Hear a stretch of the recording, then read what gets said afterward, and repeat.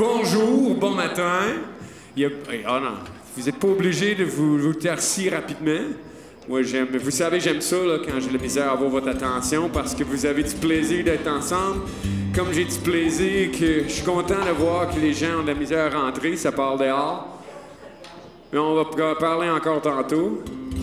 Dehors, à moins que vous quittiez. Et donc, bienvenue à notre septième, je pense, culte là, depuis le retour avec nos 10 commandements. Que là, on a rendu dans le 7e culte, ça va être le 7e commandement. Mais on va commencer comme d'habitude avec mon petit chant. Je vais vous avouer quelque chose. Je trouve la différence entre cute et quétaine, là, des fois, c'est pas très, très loin l'un de l'autre. Hein? Des fois, je trouve mon chant un peu cute, des fois, je le trouve un peu quétaine, mais c'est correct, on va le chanter pareil. Et si vous voulez, mettez-vous debout, puis si vous voulez pas, restez assis, il y a plein de place, puis on peut taper du pied comme avec moi.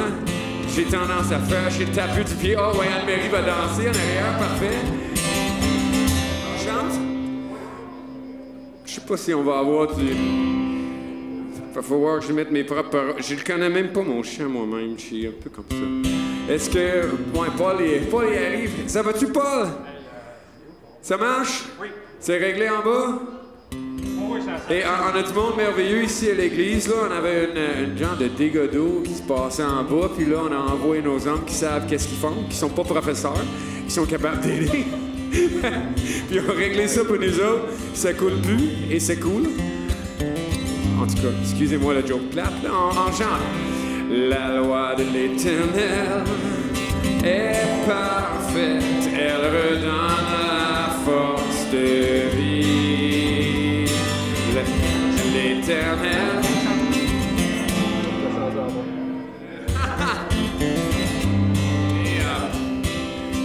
Mais ça va les gens? On va la voir? Les ordres de l'Éternel. Les ordres de l'Éternel sont tous clairs et rendent sages les ignorants. Ce qu'exige l'Éternel est très juste et met la joie dans mon cœur. Les commandements nous éclairent, ils permettent de voir clairement. Plus précieux que l'or, que ching, plus douce que le miam, miam, miam. Par elle, je suis averti et avantagé quand j'obéis. La crainte de l'Éternel est très belle et elle subsiste pour toujours. Les décisions de Dieu sont fondées, elles sont toutes justifiées. Plus précieuses que l'or, que ching, plus douce que le miam, miam, miam. Par elle, je suis averti et avantagé quand j'obéis. Plus précieuse que l'or, plus douce que le miel. Par elle, je suis averti et avantagé quand j'obéis.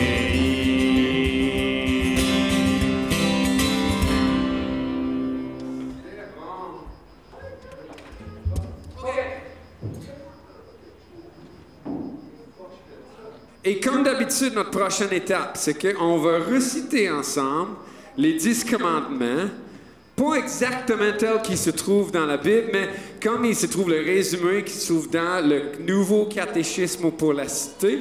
Je vous rappelle, si vous voulez entretenir votre apprentissage cette semaine, allez visiter ça. Il y a des commentaires bibliques, même je pense qu'il y a un petit chant qui chante en lien avec ça, plein d'affaires, toutes sortes d'outils qui pourront nous garder ça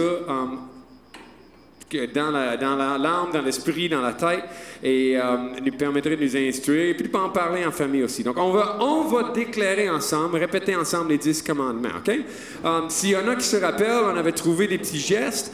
Je vais vous enseigner le prochain, le 7e. Juste pour dire, le 7e, c'est tu ne commettras pas d'adultère, OK? Ce qu'on va faire, on va faire un couple avec les 2 doigts, puis on va ajouter le pouce, OK? Ça va faire 3 pour le 7e.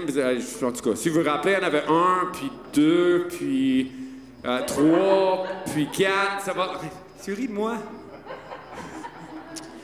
Une chance que je suis pas trop susceptible. OK, on avait le 1, Dieu, tu ne prosterneras pas devant les idoles, tu ne prendras pas de l'Éternel, le nom de l'Éternel, ton Dieu, en vain. Souviens-toi de faire du jour de repos un jour saint, right? Puis on avait recommencé avec le 1 pour honore ton père et ta mère.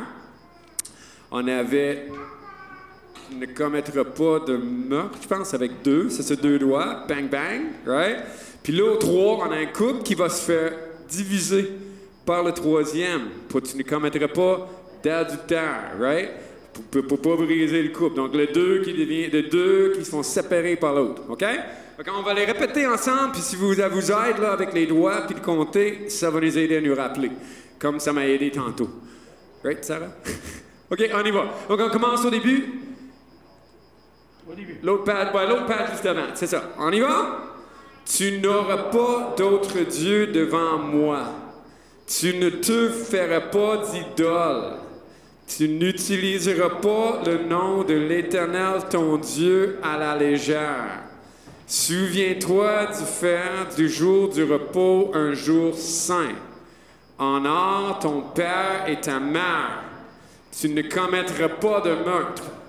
Tu ne commettras pas d'adultère. Tu ne commettras pas de vol. Next week. Tu ne porteras pas de faux témoignages contre ton prochain et tu ne convoiteras pas. Est-ce qu'il y a quelqu'un qui pense qu'il est capable de nous faire les 10 tout haut pour que tout le monde l'entende? Y a-t-il quelqu'un qui est game? Non? OK, next week. Next week. La semaine prochaine, on verra. Ben, on va passer maintenant au catéchisme, OK? Donc, on a pratiqué avec le catéchisme, l'idée, c'est que les 10 commandements disent pas tout ce que Dieu a à dire à ces sujets-là. Souvent, il y a d'autres passages qui s'y réfèrent, avec un sens plus riche que... souvent, c'est Jésus qui l'a ajouté dans le Nouveau Testament. Fait qu'on utilise le catéchisme pour nous rappeler la richesse de ce que ces commandements veulent dire, OK? Moi, je vais vous poser des questions, vous allez répondre avec moi, OK? Donc, qu'ordonne Dieu dans le premier, deuxième, second et troisième commandement? Ensemble? Dans le premier commandement, Dieu ordonne de le connaître, car il est le seul vrai Dieu. Dans le deuxième, de fuir toute idolâtrie.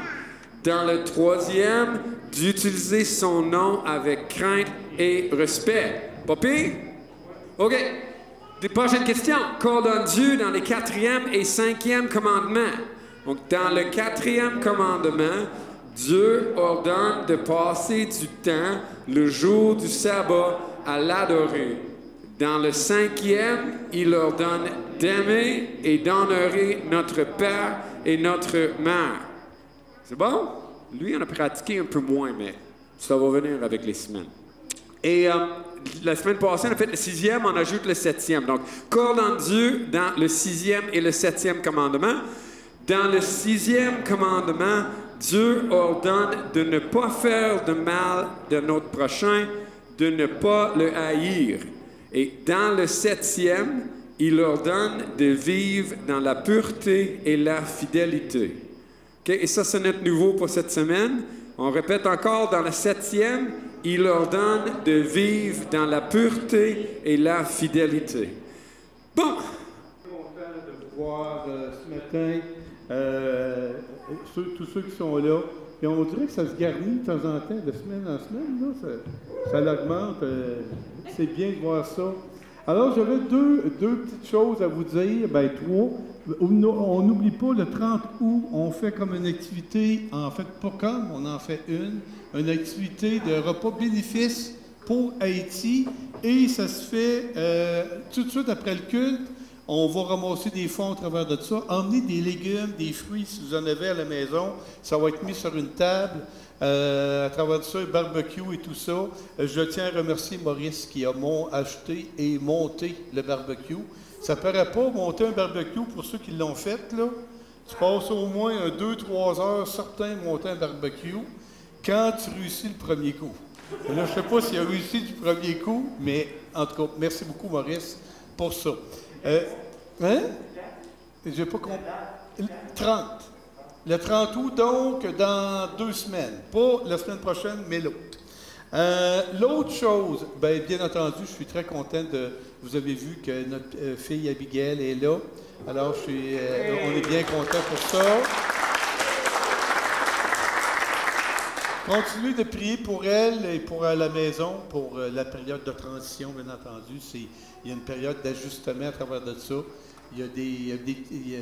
Comme on dit, on s'en va là-dedans, puis on parcourt ça au fur et à mesure que ça s'en va.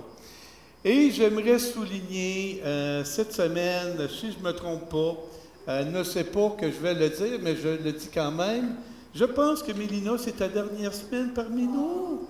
Quelle tristesse, hein, à part, quelle joie pour vous de pouvoir tourner là, en France. Et Patrice va suivre dans 1 semaine plus tard. Alors, j'aimerais, avant de commencer, qu'on puisse prier pour vous. Et vous remercier pour tout ce que vous avez fait pour l'Église et que le Seigneur vous protège bien là-bas. Puis j'invite tout le monde à aller les voir aussi. Il faut profiter des gens pendant le temps qu'ils sont là. Allez leur dire que vous les aimez, que vous les appréciez. C'est le temps, pendant le temps que le monde est... Ça peut basculer vite, les choses. Fait que profitons-en. Alors, prions, s'il vous plaît. Seigneur, je te demande ta bénédiction sur toute cette assemblée, sur tous les gens qui sont ici, qui sont fidèles à ton œuvre et qui parcourent les commandements que tu as donnés pendant tout l'été. Et je te prie spécialement pour Mélina et Patrice, que nous aimons avec grande affection et qui ont pris en charge tout le côté d'organisation difficile, d'organisation pendant le temps du temps spécial que nous vivons et qui ont donné leur cœur là-dedans. Et Seigneur, nous te prions pour eux, que leur couple soit uni, qu'ils soient heureux d'être ensemble. Et tout le commandement de Dieu sur honorer le mariage, ça s'applique pour eux de façon spéciale. Bénis le temps aussi pour aller là-bas. Et on te prie déjà, Seigneur, de nous les ramener en bonne santé et en pleine forme autour du mois de décembre qu'on m'a indiqué. Et Seigneur, c'est comme si on est content pour les gens qui vont les accueillir là-bas, puis on est un peu triste, puis en même temps, on sait qu'ils vont revenir. Et bénis ce beau couple que nous avons dans l'Église. Et Seigneur, permets aussi, pendant le temps qu'on est courbé, de bénir la personne qui va amener ce message, en l'occurrence moi-même, pour que ça puisse porter son fruit. Amen. Amen. Alors, on va commencer. Je vais demander aux gens en arrière, je n'ai pas la manette, de changer au besoin. Ah, oui, on me... Donc, 7e commandement, ne commets point d'adultère. Merci beaucoup, Paul. J'avais un défi important ce matin, parce que vous comprenez, tout le monde est dans la grande salle. Comment parler de ce sujet-là avec des présences d'enfants de 4-5 ans en descendant, 6-7 ans, 10 ans. J'ai fait de mon mieux ou j'ai fait le moins pire. Vous choisirez à la fin lequel accoupler à ça, là. Accoupler, bon, que ça commence bien, là. Bon, donc, on va essayer de se rendre au bout. Avec ce sujet-là, j'ai essayé d'arriver à quelque chose malgré tout et que le Seigneur nous bénisse à travers cela. Donc, le commandement de Dieu, on se rappelle que les 10 commandements ne sont pas des commandements humains. Ce sont des commandements que Dieu nous donne et on doit voir les commandements de Dieu non pas comme des charges et des obligations qui nous sont portées sur les épaules comme des fardeaux incroyablement lourds, mais bien plutôt par des choses qui sont bonnes pour nous. C'est pareil comme ne vous inquiétez de rien. Ce n'est pas parce que Dieu nous met un fardeau sur les épaules, au contraire, il nous en enlève. Il nous dit, si tu veux être heureux, marche dans mes voies et ne commets point d'adultère. Vous savez, les 4 premiers commandements sont tous axés sur Dieu. Tous les commandements ramènent à Dieu. Mais les 4 premiers, un seul Dieu, ne pas se prosterner devant des idoles, ne pas parler en mal de Dieu, honorer Dieu en prenant du repos le 7e jour, le jour du sabbat, eh bien, c'est tout tourné vers Dieu. Mais lui, c'est tourné envers nous-mêmes aussi et envers les autres personnes. Mais Dieu est toujours présent, vous allez le voir là-dedans. Alors, je pense que cette application-là est très pratique dans le contexte de 2020. Pourquoi, moindrement qu'on s'occupe d'une église, qu'on est pasteur ou ancien, je vous le garantis, on va entendre parler de troubles sexuels. C'est assuré.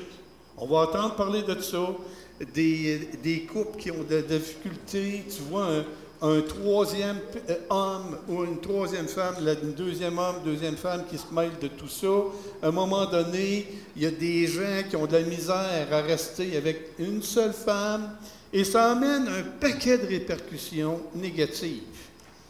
Et ce n'est pas pour rien que la Bible, que la sainte parole de Dieu nous demande de parler de ça. Et c'est pour ça que moi, je ne me gênerai pas ce matin de dire ce que j'ai à dire. Ma seule affaire, le problème, c'est que j'essaie de passer ça de la meilleure façon possible avec l'audience que j'ai pour ne pas choquer personne non plus là-dessus. Alors commençons. C'est un bref message. Définition du catéchisme de la cité, on l'a vu tout à l'heure, mode enfant. En passant, c'est très bien fait sur Internet. Vous cliquez, vous avez les réponses au fur et à mesure. Vous avez comme un icône à cliquer, mode enfant ou mode adulte. Puis là, il te demande la réponse. Très bien fait. Vivre dans la pureté et la fidélité. Ça, c'est assurément, les enfants, ce qu'on doit viser. Être pur devant Dieu, être fidèle à lui aussi. Mais pour les adultes, de nous abstenir de toute immoralité sexuelle. Grosse implication c'est énorme. Et de vivre dans la pureté et la fidélité, que ce soit dans le mariage ou le célibat, j'aime bien ça, il a prévu les deux, le mariage ou le célibat, parce qu'il y a des problèmes dans les deux cas. En évitant tout acte, donc acte, on passe à l'action, tout regard. Les yeux jouent un gros rôle dans les problèmes sexuels. Gros rôle. Quand tu vois, tu es activé, tu te concentres là-dessus, tu repenses à ça. Voyez-vous la séquence? Tout regard, toute parole, donc les paroles peuvent provoquer un ensemble de choses, ou tout désir impur, on pourrait penser, de pensées mauvaises, de pensées hors normes. Et je n'ai pas besoin de vous les mettre dans la tête. Je n'ai pas besoin de vous les mettre. Ainsi que tout ce qui risque d'y mener. Non seulement d'éviter ces situations-là, mais de ne pas se mettre dans des situations pour les provoquer. C'est des gros défis. Si on est sérieux devant Dieu, on regarde ça, puis ouf, les 2 genoux nous plient tout de suite là. Et on a déjà des choses à confesser devant Dieu, honnêtement. Parce que notre cœur, on le connaît, nous, et on le cache parfois aux autres, mais Dieu le connaît très bien. Très bien. Adultère, il faut commencer par expliquer le sens premier de l'Ancien Testament. C'était quoi dans l'Ancien Testament? C'est une relation sexuelle consentante avec une personne mariée qui n'est pas notre époux. Je répète, relation sexuelle consentante avec une personne mariée qui n'est pas notre époux. Consentante, autrement dit, ce n'est pas une question de viol. C'est que tout le monde est d'accord à ça. C'est consenti. Ça veut dire que les deux se mettent d'accord pour causer cette chose-là. Avec une personne mariée, une des 2 personnes doit être mariée, bien entendu, donc liée avec quelqu'un, et qui n'est pas notre époux. Bien entendu, Tu n'es pas en situation d'adultère si tu es marié avec quelqu'un. Si tu es marié, donc c'est conforme au désir de Dieu. C'est tellement grave, l'adultère pour Dieu, que la conséquence dans l'Ancien Testament, je vais le passer rapidement, mais je dois en parler, mais c'est ça. La conséquence, lapidation. C'est qu'est-ce que la loi de Dieu dans l'Ancien Testament ordonnait. Je ne sais pas si c'est comme ça que ça se passait, puis je ne veux pas épeurer personne là-dedans, mais je voulais l'illustrer quand même. Pourquoi c'est si grave? Je ne sais pas si vous vous êtes déjà posé la question. Pourquoi, pour Dieu, c'est si grave de commettre l'adultère? Selon moi, Dieu a créé le mariage en tant que fondement de la vie familiale. Genèse 2. Ça fait partie des premières instructions de Dieu. Pourquoi? Parce qu'on est au 2e chapitre de la Genèse. 1, 2. Donc, Dieu demande à l'homme de s'attacher à sa femme à s'attacher à son mari. Tu quitteras ton père et ta mère pour former une seule chair. Et ça, le phénomène de une seule chair, c'est extrêmement important. Ça veut dire que tu es attaché et non pas détaché. Quand tu es attaché, tu es lié à une autre personne et uniquement à cette personne-là.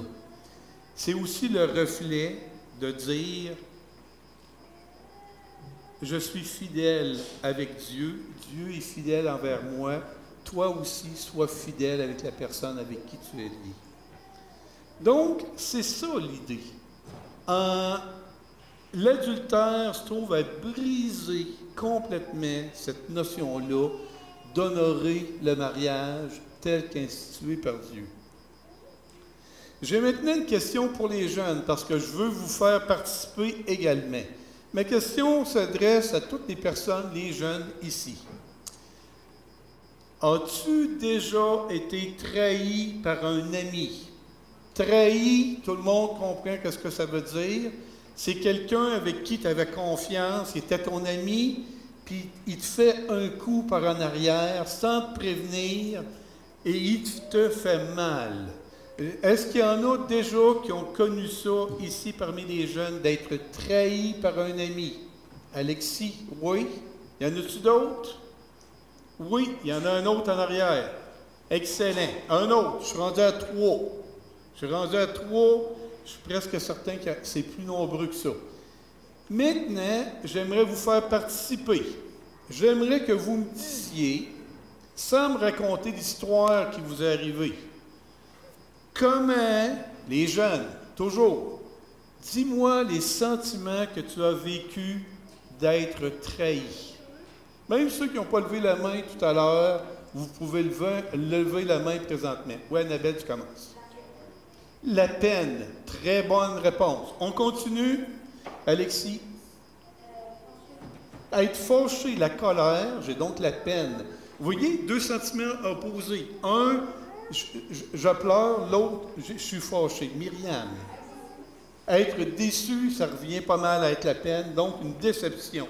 Ou en arrière, mon ami? La peine, toi aussi? C'est ça que j'ai entendu? OK, parfait. Très bon. Y a-t-il d'autres qui veulent intervenir? Oui. Le quoi? La rage, qui est encore plus fort que la colère. Tu es enragé. D'habitude, quelqu'un d'enragé veut passer à l'action. Ça veut dire que tu veux y démolir quelque chose. Vrai? OK. C'est plus fort que la colère. Oui. Le quoi? La vengeance. OK, si vous voulez pas être trahi par cette famille-là, elle n'est pas là. Mais j'aime ça, c'est une excellente réponse. C'est vrai ce que tu dis. La vengeance. Alors, je vais vous lire. Bravo les jeunes, vous avez très bien participé. Parce que dans les cas d'infidélité et d'adultère, c'est exactement les mêmes sortes de sentiments qu'on va vivre. Les voici, j'en ai mis. Perte de confiance envers l'autre. Tu viens de scraper quelque chose. Colère, ça a été nommé par nos jeunes tout à l'heure. Sentiment de ne rien valoir, d'être un échec.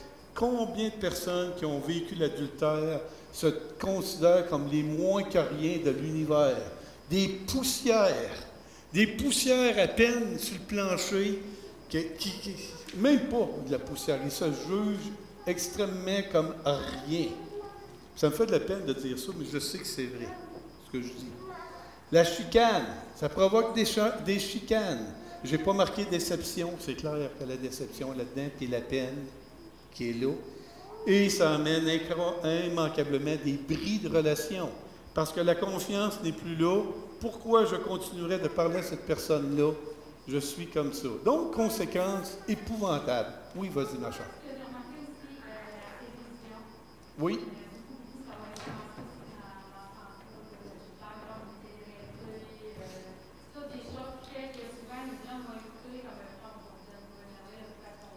Oui, oui.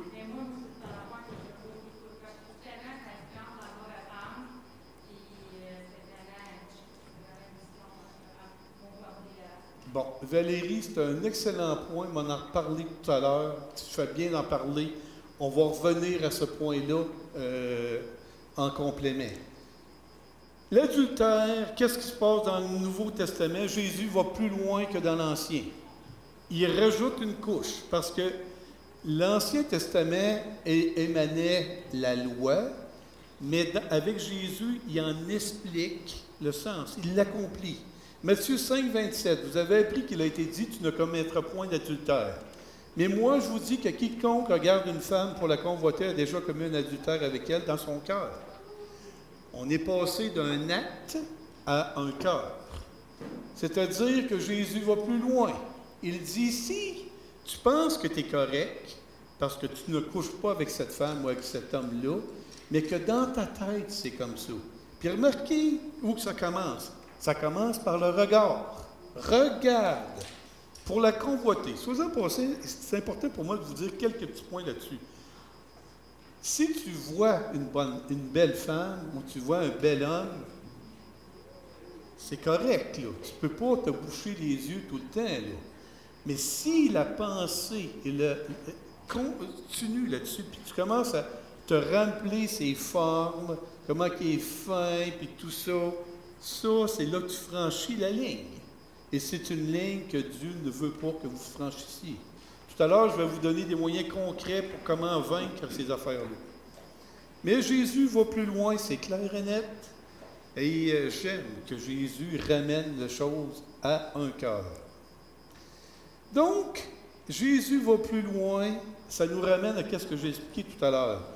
En évitant tout acte, on a commencé avec un acte dans l'Ancien Testament, maintenant on est rendu avec le regard, toute parole également, tout désir impur, parce que c'est le désir impur né du cœur et des regards et de toutes sortes de choses, et de tout ce qui risque d'y mener.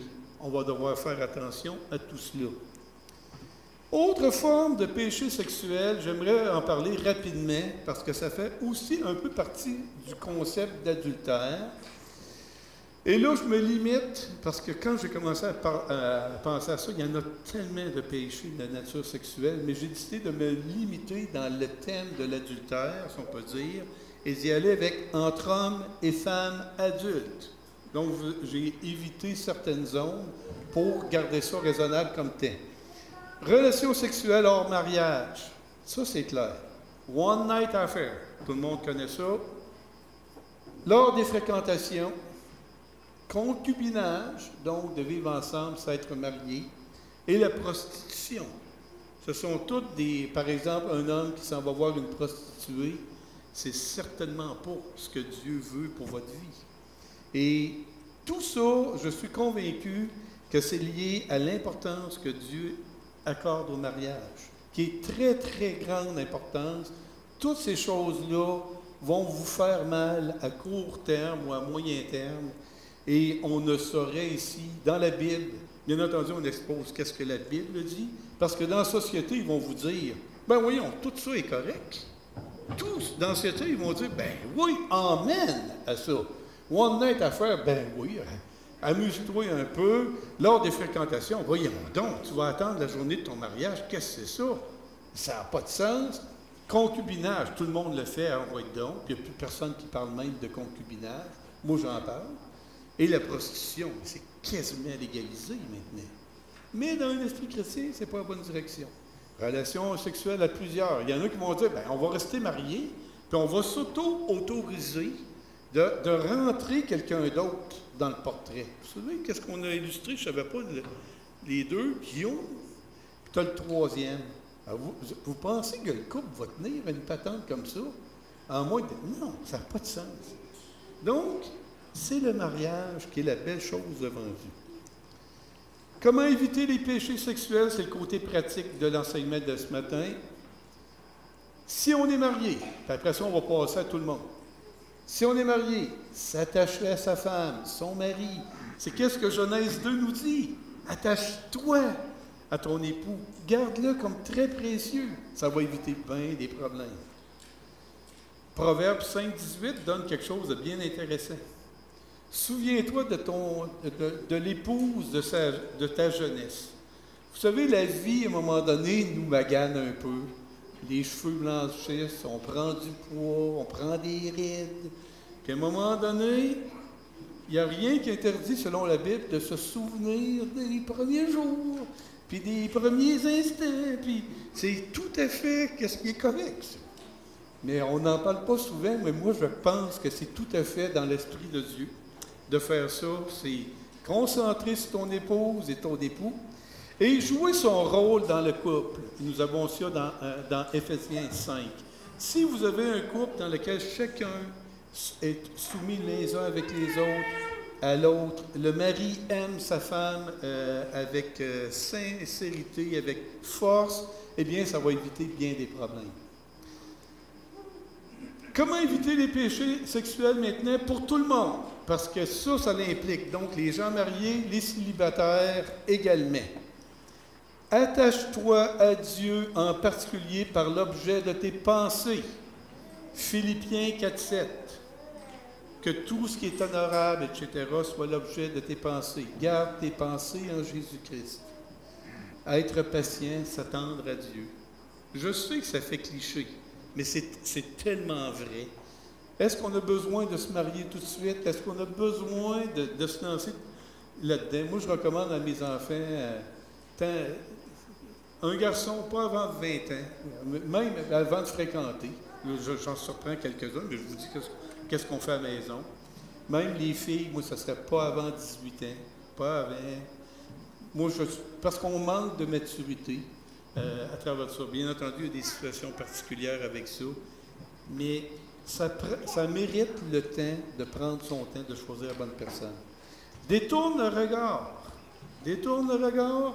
Psaume 119, 37 en parle. Et même Cantique des Cantiques, qui est un passage de la Bible positif par rapport au mariage, dit « Tes yeux me troublent ». Simplement de voir quelqu'un, ses yeux, ça peut nous troubler. Donc, faisons attention à qui on parle. Faisons attention dans nos démarches. Et, excellente solution, fuir. Si vous pensez que de fuir, c'est d'être peureux, moi, je ne crois pas ça. Fuir, ça peut être une excellente solution. Joseph s'en est servi avec la femme je pense, du second de Pharaon. Il s'en est occupé. C'était sa méthode de fuir. Et, même si ce n'est pas relié, Joseph a fui en Égypte. Certains qui ont pris les meilleures décisions dans la Bible, c'est parce qu'ils ont décidé de se clairer de là. Justement, dans une situation troublante, es-tu obligé de rester là? Puis, es-tu obligé de rester devant ton écran? Là, tu parlais d'occupation double. Es-tu obligé d'écouter ça pour te mettre des idées dans la tête? Je ne crois pas. Oui, Alexis, tu voulais intervenir?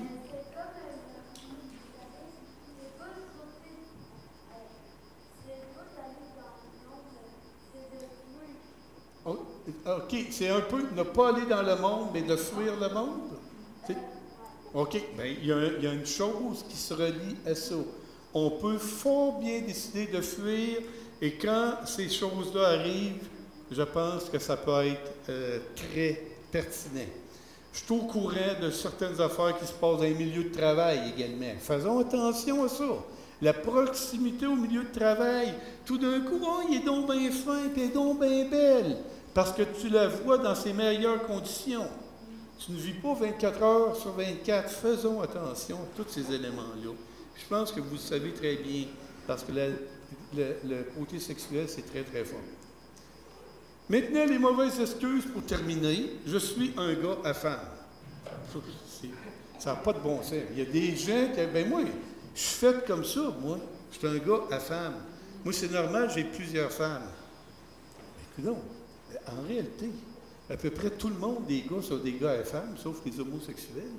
Tu sais, on aime les femmes, mais on se contient, on fait attention. Très mauvaise raison. Qu'on ne vienne pas me dire ça. Je suis un gars à femme. Ah oui. C'est comme, t'es spécial, toi, voyons. T'es pas spécial tantôt. Il a changé, on n'est plus compatible. Ah, ben oui, on va faire l'adultère parce qu'il n'est plus comme avant. Mais semble au début, il était attentionné à moi, puis tout ça. Puis maintenant, on a pris des chemins différents. Faisons attention à ça. Parce que ça peut nous mener vers des actes qu'on va regretter par la suite. Et la société le permet. C'est certain que si on va avec ce que la société permet, tout ça est autorisé, tout ça est beau et tout ça, mais si on veut marcher selon Dieu, eh bien la voie est totalement différente de ce côté. Donc, pour conclure, j'aimerais ici de vous laisser le message suivant. Honorer et valoriser le mariage est un excellent moyen de combattre l'adultère. Et j'ai montré une photo ici. J'aimais ça, parce que c'est le jeune homme qui enlace sa douce. Il y a une notion de proximité là-dedans. La tête est penchée, des deux côtés, on se confie l'un à l'autre. Je pense que c'est très fort. Et le symbole des anneaux l'est également. Parce que fait l'adultère? Il prend l'anneau avec un buffer. Tu prends un buffer, tu coupes l'anneau. Ça, c'est qu'est-ce que l'adultère fait. Puis absolument pas parce que Dieu veut qu'on se concentre sur une seule personne. Alors, c'est un peu ça. Et pourquoi j'ai parlé des jeunes là-dedans? C'est qu'à un moment donné, ça provoque tellement de mauvaises choses. Tout comme toi, tu es trahi par un ami, eh bien, le niveau que tu vis un adultère peut être multiplié par plusieurs fois lorsque tu sais que tu as été trahi par quelqu'un. Alors, c'est le message de ce matin, et on sait qu'il y a un message plus long sur le même sujet. Moi, c'est la partie courte. Alors, c'est ça que Dieu m'avait mis à cœur de vous parler. Et si vous avez des problèmes de ce côté-là, ne laissez pas traîner ça dans votre cœur. Parlez-en à quelqu'un de votre confiance. Laissez-vous pas avancer avec des idées de commettre l'adultère avec quiconque. Vous allez vous faire mal à vous. Vous allez faire mal aux autres. Puis c'est certain que Dieu, vous ne recevrez pas le sceau de la promotion de Dieu par rapport à ces sujets-là. Je vous aime beaucoup, tout le monde. Alors, Will, tu reviens?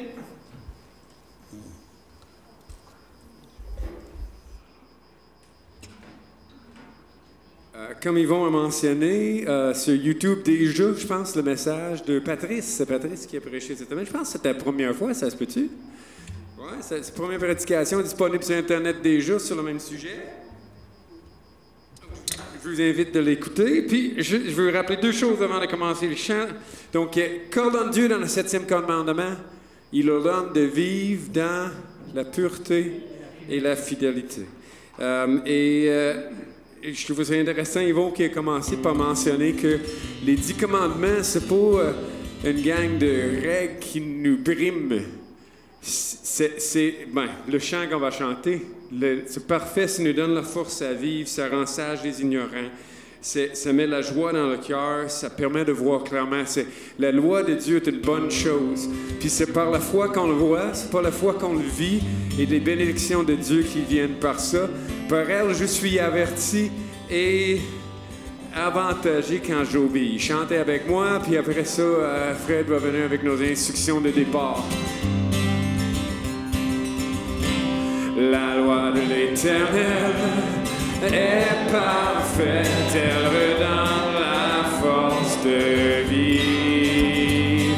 Les ordres de l'Éternel sont tous clairs et entachent les ignorants. l'Éternel est très juste et met la joie dans nos cœurs. Tous ses commandements nous éclairent, ils permettent de voir clairement. Plus précieuse que l'or, que ching, plus douce que le miel, miam, miam, par elle je suis averti et avantagé quand j'obéis. La crainte de l'Éternel est très belle et elle subsiste pour toujours. Les décisions de Dieu sont fondées, elles sont toutes justifiées.